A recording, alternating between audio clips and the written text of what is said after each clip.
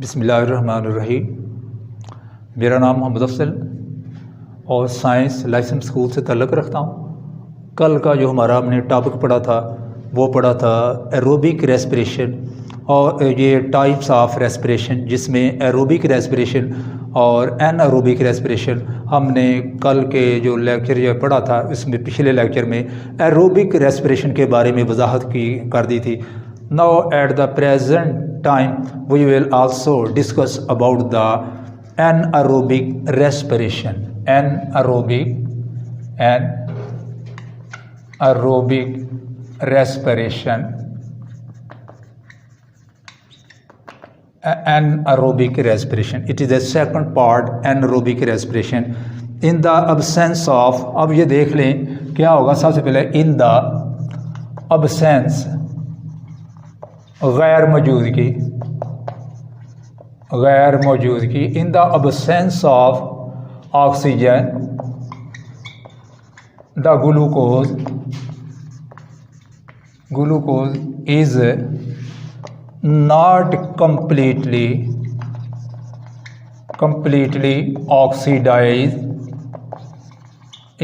completely oxidized, क्योंकि जो हमने ये एरोबिक रेस्पिरेशन जो पहले पढ़ा है उसमें ये चीज़ थी कि वो प्रेजेंस ऑफ ऑक्सीजन की मौजूदगी में सारे का सारा वाक़या हुआ।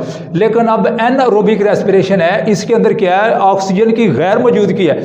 और वो क्या है, ग्लूकोज या उस रिएक्शन में जो एरोबिक रेस्पिरेशन था उसमें ग्लूकोज जो है वो कंप्लीटली ऑक्सीडाइज हो गई थी, वो पैरोबिक एसिड के। लेकिन इधर क्या है, ये एनारोबिक रेस्पिरेशन के अंदर in the absence of oxygen the glucose is not completely oxidized, और ये मुकम्मल तौर पर ऑक्सीडाइज नहीं होता, बल्कि सही तौर पे एनर्जी भी इनको नहीं मिलती। And with less amount of energy, वो क्या कहते थे, वो कहते हैं with less amount of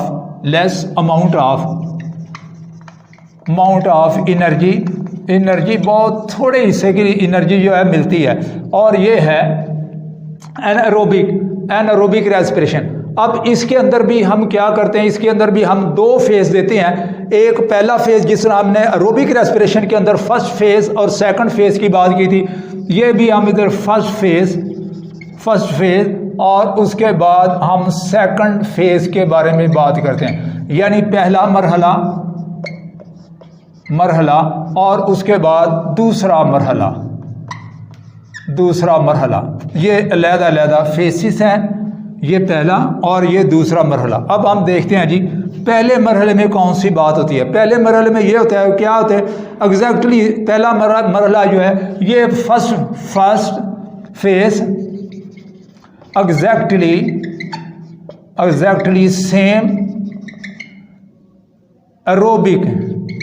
aerobic respiration.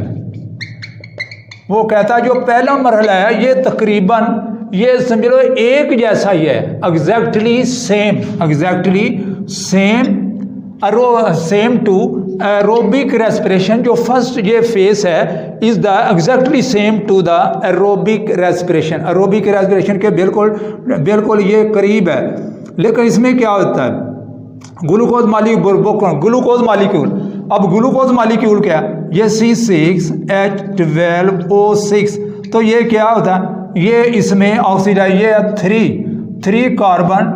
ये 3 कार्बन है और ये 2 पैरोविक एसिड में ग्लूकोज इज ऑक्सीडाइज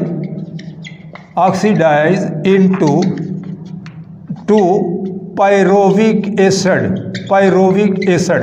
यही हम पहले पढ़ चुके हैं एरोबिक रेस्पिरेशन के अंदर कि ये भी उसी तरह का सेम है कि ग्लूकोज की ऑक्सीडेशन होती है, तो ये क्या 2 कार्बन 2 पैरोविक एसिड में बदल जाता है। ये 2 पैरोविक एसिड बदल के अब वो देखता है कि इसमें जो ऑक्सीडेशन होगी, अगर इधर ऑक्सीडेशन होगी तो नेक्स्ट मरहले के अंदर क्या होगा, तो ये ऑक्सीडेशन के लिए हम सेकंड स्टेप के क्या नॉट कंप्लीट ड्यू टू। अब ये सेकंड स्टेप अकॉर्डिंग टू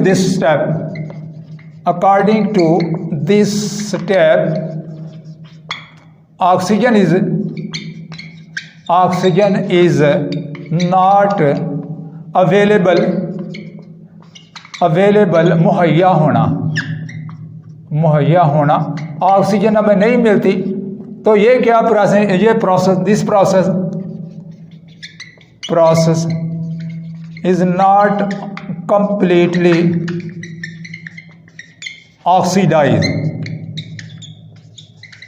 ये प्रोसेस जिसे हम कहते हैं, तो ये प्रोसेस जो है ये मुकम्मल तौर पे ये ऑक्सीडाइज नहीं होगा, यानी ये मुकम्मल तौर पे ये ग्लूकोज जो है ये मुकम्मल तौर पर ऑक्सीडाइज नहीं होगी।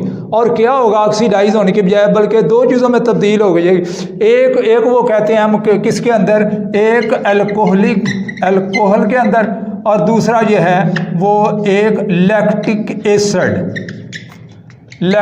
एसिड के अंदर ये बदल जाएगी। ये दो चीज़ों के अंदर ये तब्दील हो जाती है ऑक्सीडाइज, ये ग्लूकोज, ये अल्कोहल बनती है।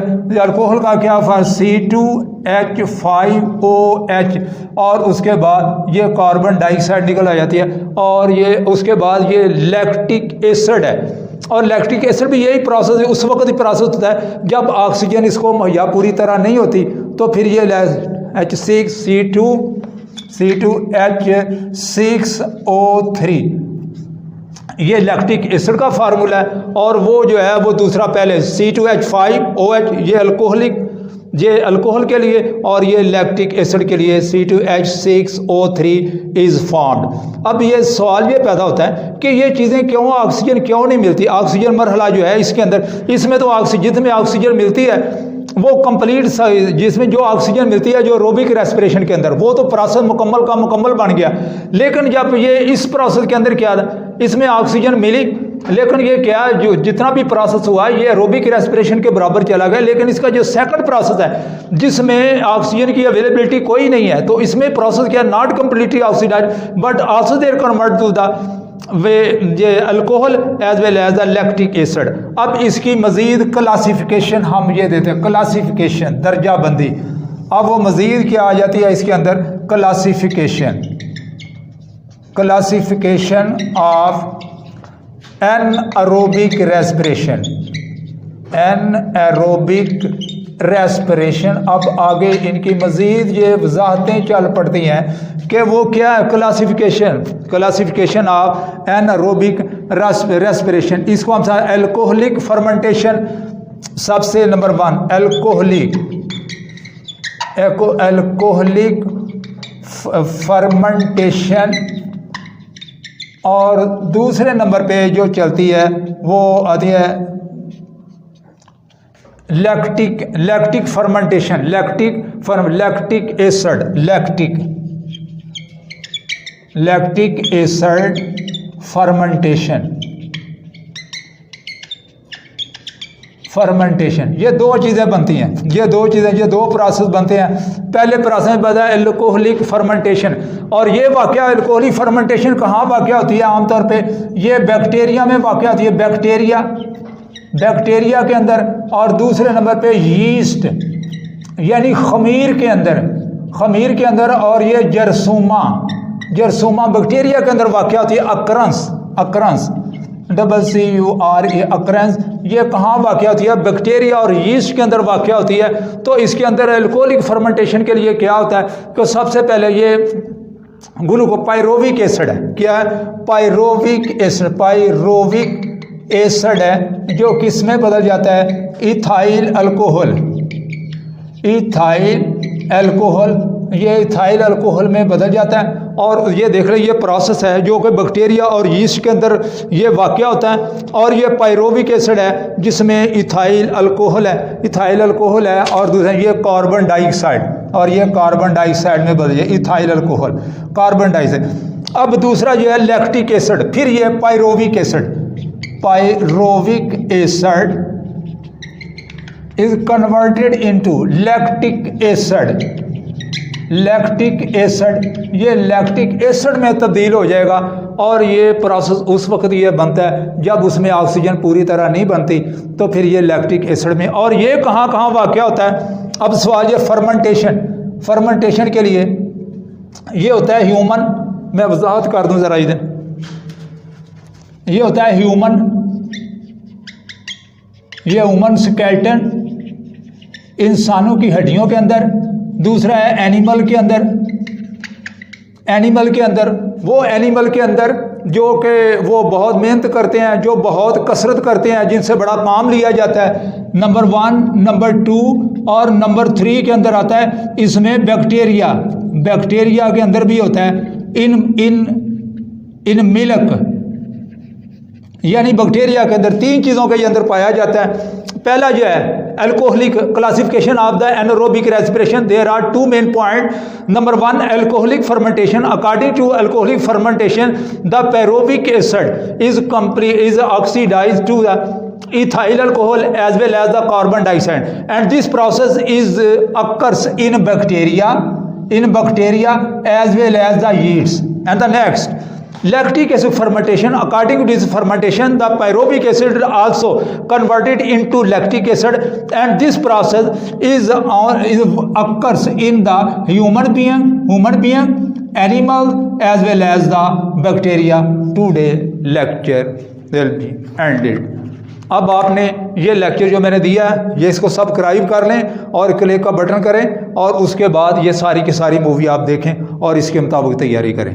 और जो आपने ये पढ़ा ये उसके सारा ये मुकम्मल तौर पे एक थीसिस की शक्ल में लिखकर, एक सम यूनिट की शक्ल में लिखकर ये मुझे भिजवा दें, ताकि मैं समझ सकूँ कि वाकई आप लेक्चर से पूरी तरह लुत्फ़अंदोज़ भी हो रहे हैं और ये इसको समझ भी रहे हैं at the end of the lesson.